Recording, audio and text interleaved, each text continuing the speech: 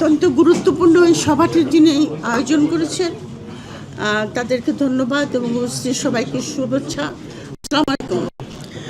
এখানে অনেক কথা হয়েছে, আপনার বিচার বিভাগের স্বাধীনতা নিয়ে কথা হয়েছে, গুম কমিশন নিয়ে কথা হয়েছে। এই দুটা অধ্যাদেশকে বাতিল করা হয়েছে।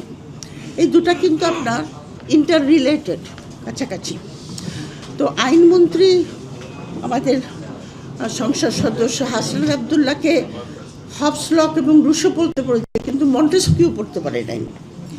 মন্টেস্কিউ হলো সেপারেশন অফ পাওয়ার্সের প্রথম প্রবক্তা, এবং তিনি বলেছেন যে judiciary is a co branch of the government, co branch, কিন্তু এই ব্রাঞ্চটাকে স্বাধীন রাখতে হবে। কেন রাখতে হবে?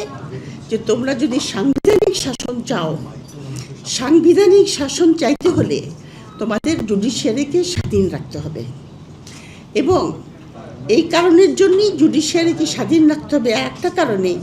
এবং জুডিশিয়ারির ইন্ডিপেন্ডেন্স হলো যে কোনো সাংবিধানিক সরকারের ভিত্তিমূল, যেটাকে বলে ফাউন্ডেশন। এই ফাউন্ডেশনটা নড়বড়ে হলে সেখানে আপনার গণতন্ত্র বা সাংবিধানিক শাসন সম্ভব নয়।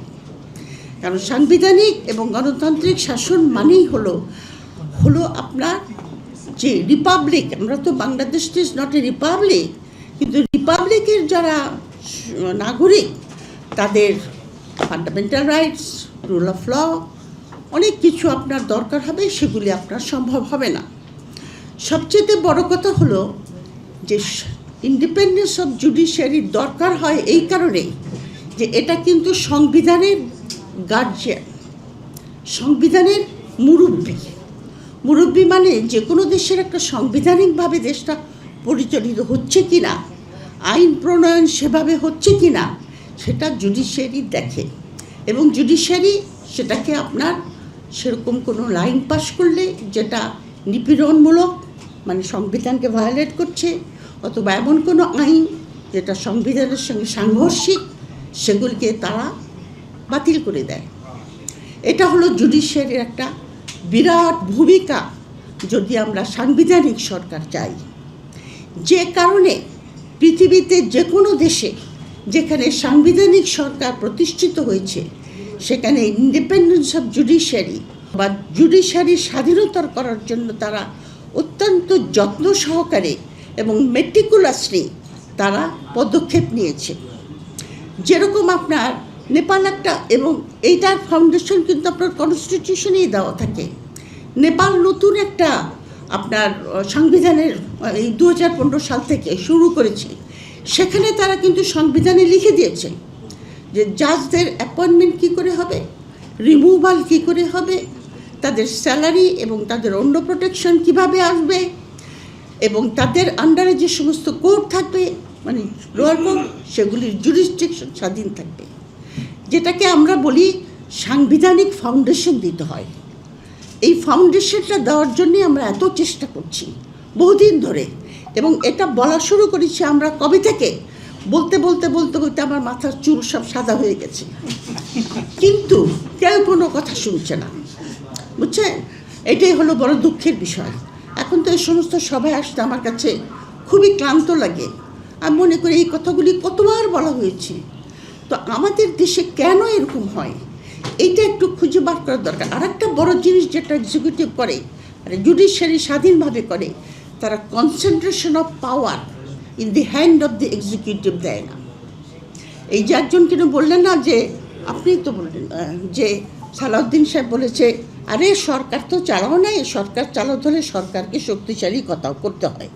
তো উনি এত বড় সাংবিধানিক বিশেষজ্ঞ, উনি কি জানেন না যে ডেমোক্রেসি মানে হলো লিমিটেড গভর্নমেন্টের পাওয়ার থাকবে, কিন্তু সেই পাওয়ারটাকে লিমিট করে রাখতে হবে।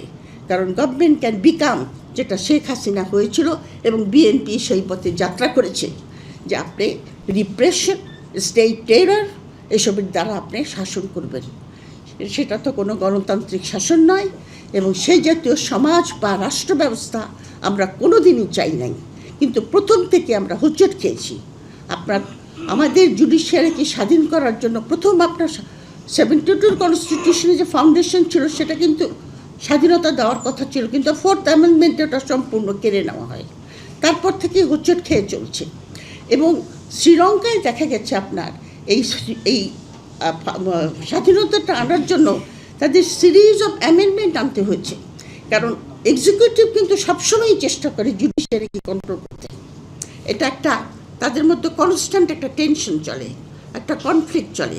কখনো এক্সিকিউটিভ জুডিশিয়ারিকে কন্ট্রোল করে, আবার জুডিশিয়ারি আবার অ্যাসার্ট করে নিজেকে তার স্বাধীনতার জন্য। এই টেনশনটা কিন্তু ডেমোক্রেসিতে থাকে।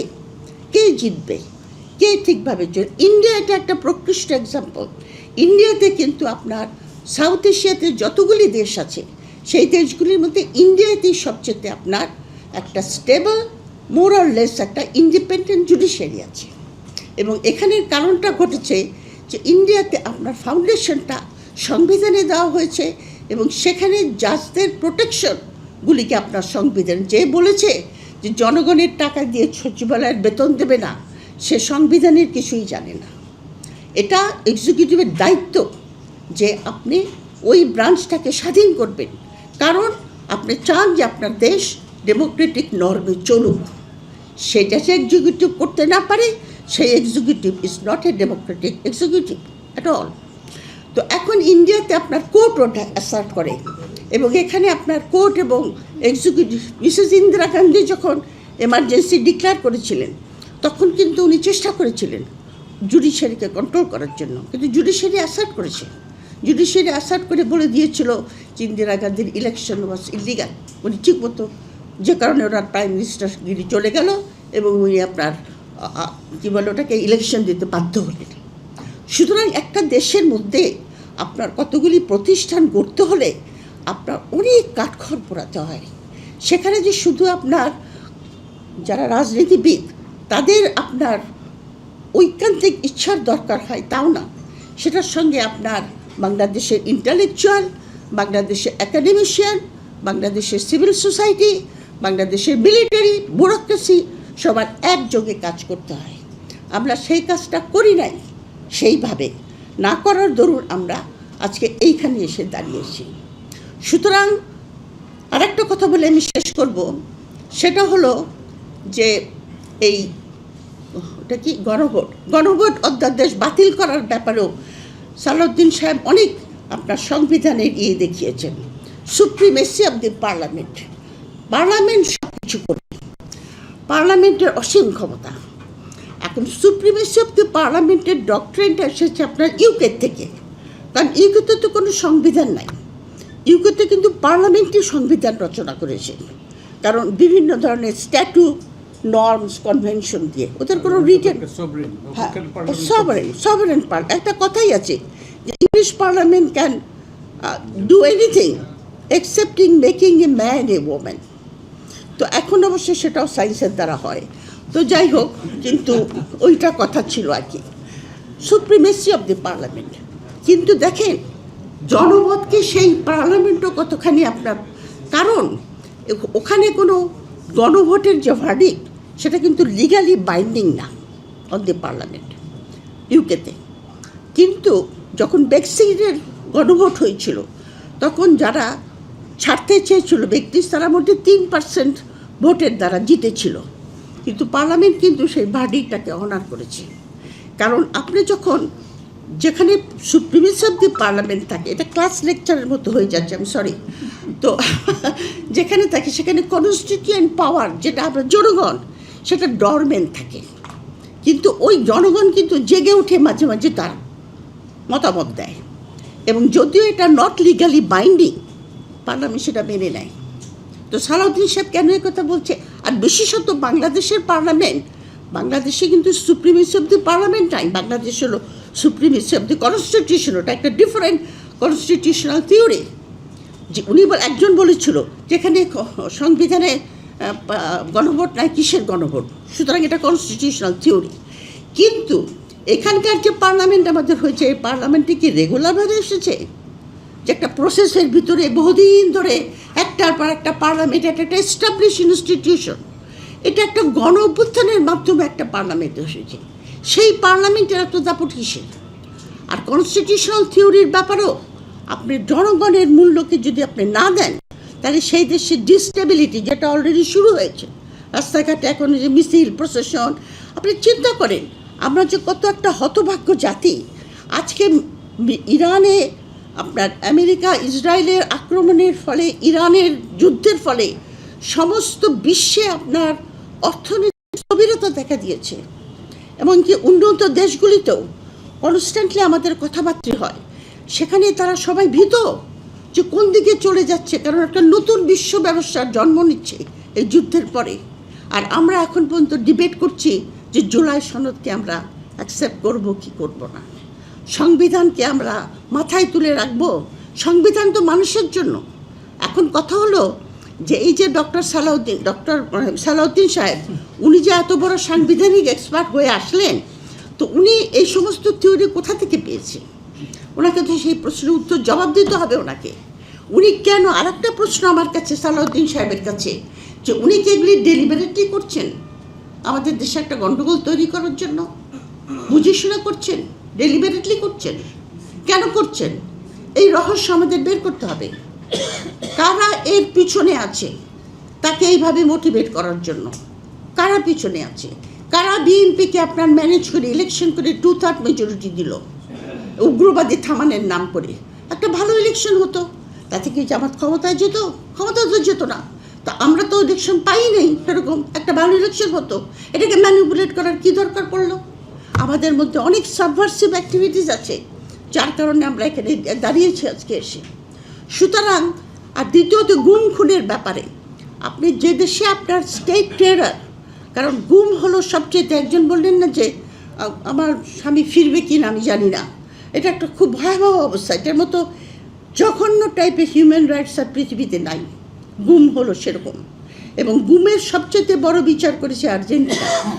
আর্জেন্টিনাতে 10 বছর যে মিলিটারি রুল ছিল, তারা প্রায় 30,000 লোককে গুম করেছিল।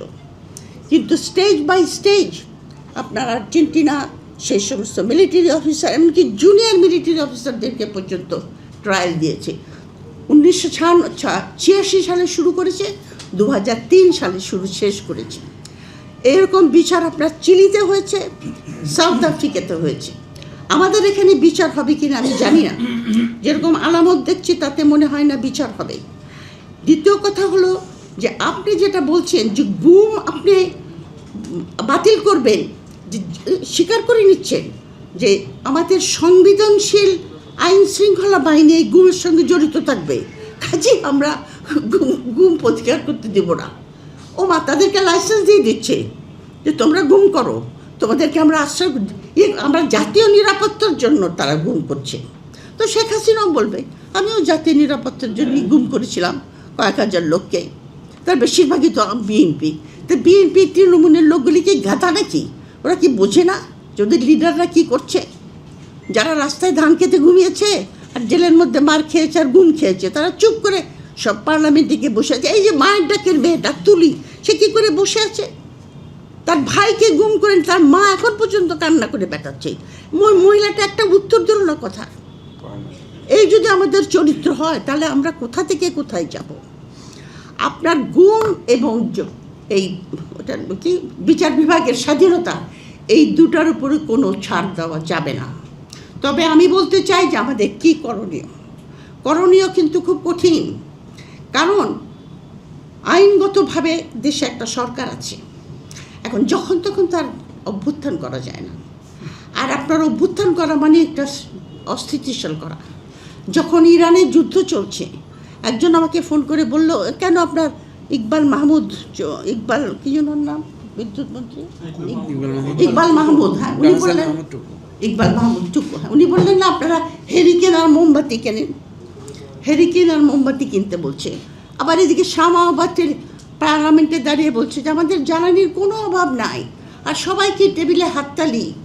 আমি তো বুঝতে পারি না মানুষ এত মিথ্যা কথা কী করে বলে, এত মিথ্যা কথা কী করে বলে। একদম পাবলিকের দিকে তাকিয়ে বলছে মিথ্যা কথা। আমাদের এলাকার যিনি হয়েছেন সংসদ সদস্য রবিউল, যে খুনের আসামি, আচ্ছা সে বলেছে না যে কোন পেট্রোল পাম্পে পাওয়া যাচ্ছে না আমাকে বলেন। আরে আমার ড্রাইভারকে আজকে সকালে পাঠিয়েছি আমি বললাম কখন তুমি ফিরবা, বলে জানি না। আমি বললাম ঠিক আছে, যতক্ষণ খুশি থাকো, আমি রুবির গাড়িতে করে যাচ্ছি, তুমি ওইখানে থাকো। পাঠিয়ে দিয়েছি, কবে আসবে জানি না। আপনার মোটর সাইকেলের লোকরা আপনার পায়ের মধ্যে শিকল বেঁধে ঘুমাচ্ছে, মোটর সাইকেল যাতে চুরি না হয়। হ্যাঁ, দেখেন নাই, পায়ের মধ্যে শিকল, মোটর সাইকেলকে শিকল দিয়ে বেঁধে ঘুমাচ্ছে, কারণ এতক্ষণ ধরে অপেক্ষা করে আছে ওখানে। আর উনি বলছেন না জানেন, এদের কোনো অসুবিধা নাই। তো এখন একমাত্র এদের কী করবেন আপনি এদেরকে বলে? তো আমি এই বলে শেষ করব যে আমরা আবার অত্যন্ত দুঃখের বিষয়, আর গুম কমিশনটা আমার মনে হয় বাতিল করা হয়েছে একটা অদৃশ্য শক্তির ইঙ্গিতে। কারণ অদৃশ্য শক্তির কিছু লোক কিন্তু এখন ট্রায়ালে আছে, যারা ওই যে সবুজ বাসে করে যাতায়াত করে, কারণ তাদের এসি আমার হয়, তাদের নাকি উর্দির অপমান হয়, হ্যাঁ উর্দির নাকি অপমান হয়। উর্দির তো ব্যাপারে তো ছাড়া পড়া উচিত, সত্যিকারের কথা। কারণ আপনার যে দেশে আর্মি নিজের দেশের লোক হত্যা করে, তারে আবার কিসের আপনার তাকে আপনি কিসের ইয়ে দেবেন, ইন্ডেমনিটি দেবেন? এদেরকে সবগুলিকে আপনার জামিনে ছেড়ে দেবেন। এই জন্য আপনার গুম কমিশনকে বাতিল করেছে। এটার মধ্যে একটা বিএনপির সঙ্গে একটা সমঝোতা আছে বলে আমার বিশ্বাস। আমি রং হতে পারি, যাই হোক। অত্যন্ত ডিসঅ্যাপয়েন্টিং, বিশেষ করবো ডিসঅ্যাপয়েন্টিং কথা বললাম। তবে আমাদের করণীয় কি, আমি সেই সাজেশন দিতে পারছি না আনফর্চুনেটলি, কারণ জানি না, আমরা সত্যি একটা ভীষণ বিপদে আছি। ধন্যবাদ।